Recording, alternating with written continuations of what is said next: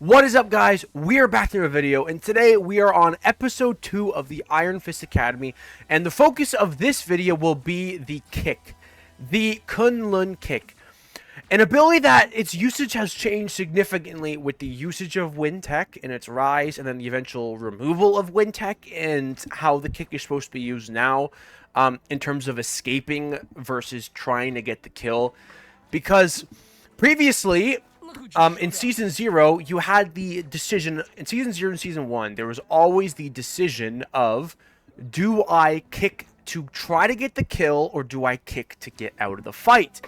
This was the constant dilemma, and if you're watching this video, you played a lot of Iron Fist in Season 0, Season 1, you know very well, a lot of the guides and a lot of focus around how to get better Iron Fist was using your kick to escape or using your kick to try to get a kill. It was almost like a kamikaze if you tried to get a kill with it, because you didn't really have options for escape.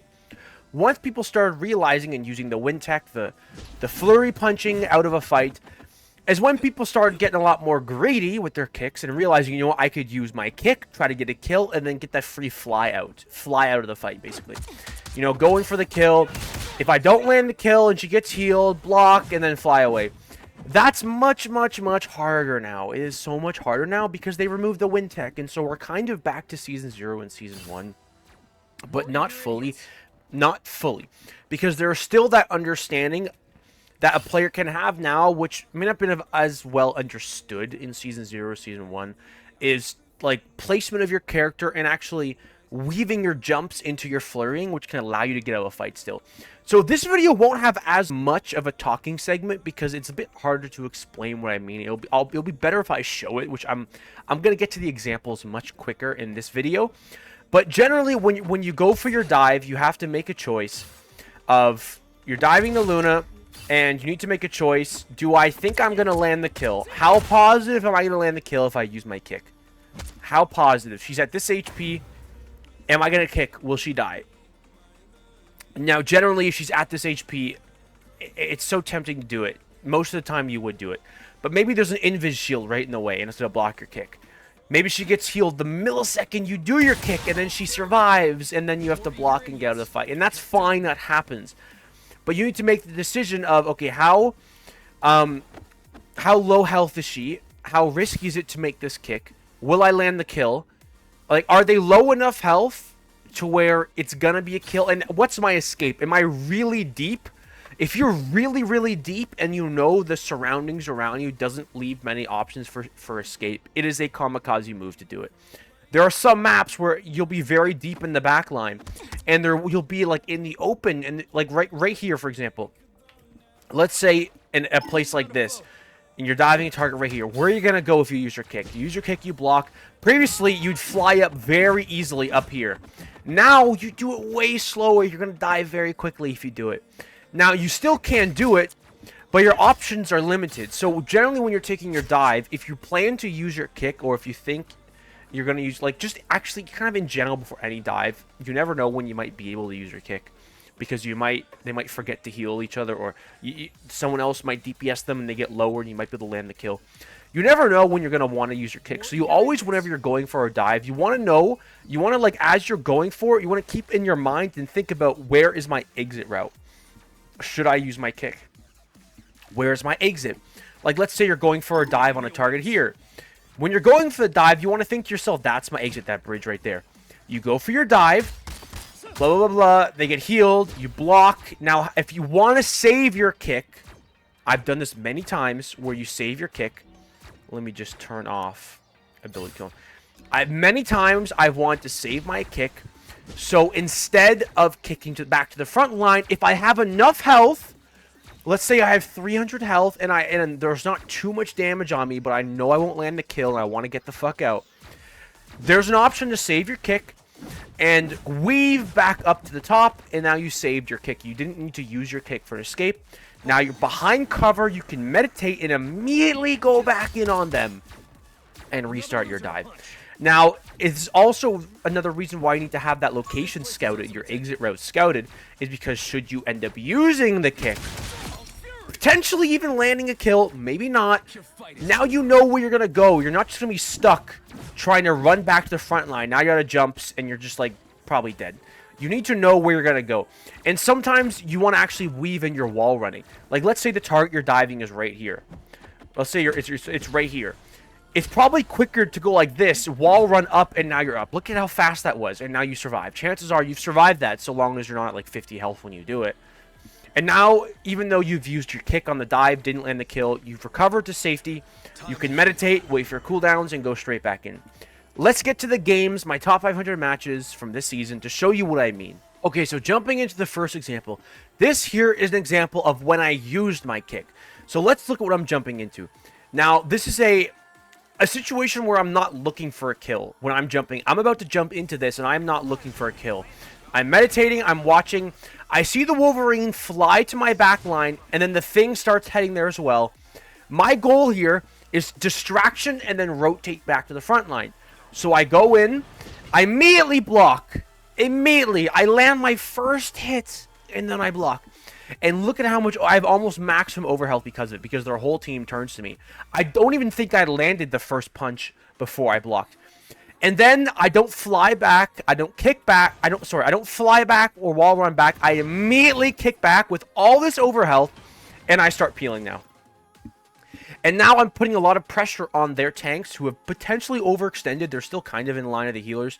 But this was the strong... I wanted all that overhealth so that I can go back and pummel the shit out of them. That was my goal with this. This is a situation where I planned to use my kick to get back right away.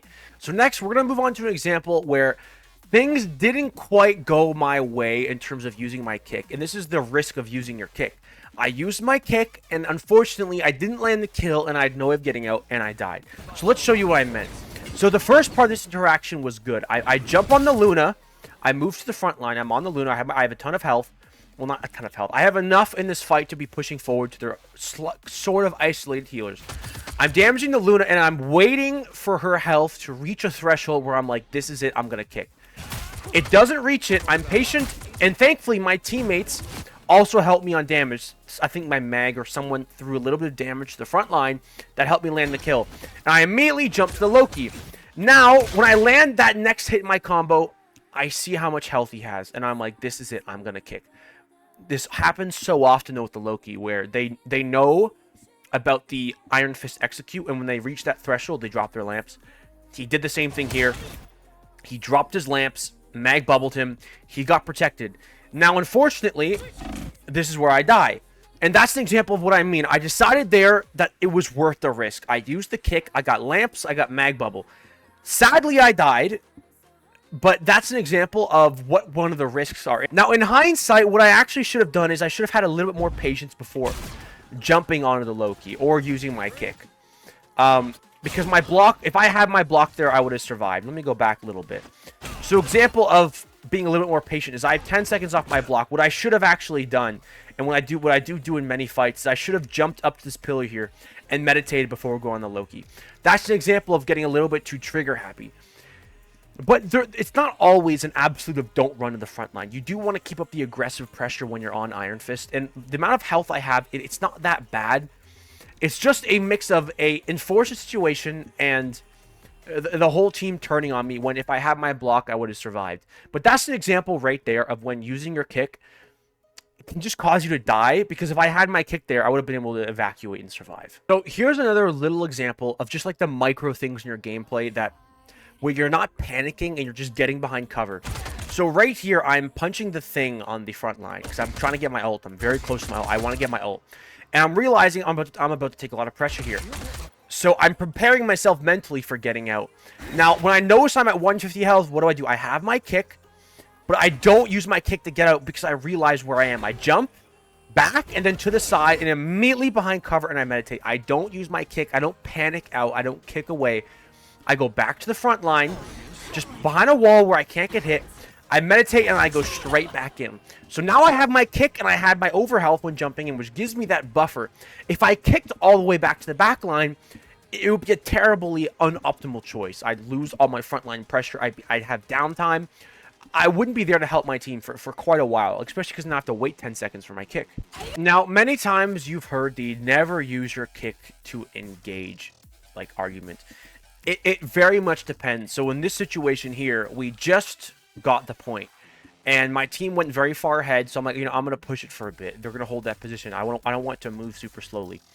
I'll just sit here for a moment. But then I noticed an overextended Strange, and my Wolverine grabbed him right here.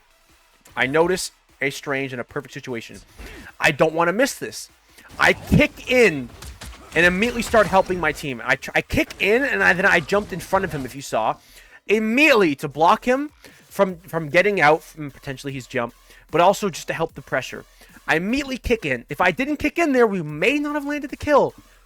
And so now, that's right there's an example of when you want to use your kick to engage. That's just one of the examples. Here's another example. So in this example here, I successfully picked out the isolated Hela. I jump on her, and immediately, I'm waiting for my... Now, this is something you can always do with the Hela. If you time your kick properly on her bird, you can actually execute her the moment she gets out of the bird. So I decide, I'm like, look, I have cover, I have my block, I can get back pretty easily, I have 300 health. I'm going to use my kick and try to get the kill here. Unfortunately, the thing, he hit me at the exact time my kick with his thing, which canceled my my kick. But now, look, I'm in a situation where I have an easy way out. I block, and I actually choose to stay in. I choose to stay in here. But then I realized my health was a bit lower, and then I retreat right back out. And I don't go too far. I'm behind a wall, still close to my team. I even move up a bit with 100 health because I want to meditate behind cover, closer to my team. I meditate, I get my health, and then I rotate right back around. So here's another little thing I want to mention in a different game. And it's using your kick, especially with, there's been a lot of Black Panthers lately. Using your kick to interrupt a Black Panther's combo is a very important tool to peel for your backline. I go to meditate here. I immediately cancel my meditate because I noticed this Black Panther going for my backline. And what do? I kick in right away just to cancel his combo so my team can kill him. That's the entire reason I kicked in. I was not going for a kill. I wasn't trying to engage. I just wanted to cancel his combo and provide my supports and my team some relief and a chance to kill him. It's a very important move that can be used against Spider-Man as well. And like a Venom that's also trying to escape. This is a very, very strong way of like momentarily, I guess, stunning them and providing your team a chance to kill them. So watch what happens after I do it. Now his combo was broke, and he's just jumping away trying to escape. And he's a pretty easy pick for my team then. He's a free pick. He's a headless chicken running around. He's got no way of getting out. So next, I'm going to show you an example of me using my kick to escape from their backline. Not relying on like my what's it called? My block and then my jumps and my wall running. So I engaged a Black Panther and I ended up using my block. However, I chased him for a moment because he missed his spear, so he doesn't have an easy way of getting out. So, and then I'm like, okay, now look where I am. I don't have my block. I'm in the middle of their back line. I'm not going to land a kill. I don't even risk it. I immediately just kick right the hell out. I go right up the wall. I harmony recovery, and I'm preparing to go straight back in for my next dive. So there's one more thing I really want to touch on that I only showed one example of, and it's when you want to use your kick to interrupt combos, or not just interrupting combos, but like stunning the enemy, specifically a slippery target, to give your team a chance to kill them. An example is like Spider-Man. You can use this on multiple heroes, but one example is Spider-Man. You go and you start hitting him. He's not gonna let you just land a full combo into a kick and kill him. He's never really gonna let you do that. He's always gonna fly away mid combo, especially if you're peeling when he's on the healer. He's ready to jump away. He knows you're gonna attack him. So what I do is when he's attacking my healer and I jump on him, I usually try to land 1 or 2 hits before immediately going into a kick, because that stun back period right there, that little stun back period where he was floating in the air, they actually can't web sling away or use abilities. This period right here. Now that provides your team a chance to land a shot on him. Now you won't always kill him when you use this first, but it's your best shot. It's your best shot landing the quick, easy kill. Stunning him and your team can land the kill. And sometimes it throws them off and you could land one more hit after before they escape. But generally, it's very, very useful, especially now that they don't have the Venom team up anymore. He doesn't have the unvulnerability thing that gives him an easy shot on your backline. So that stun is very, very helpful. I showed you in a replay on Black Panther interrupting a combo.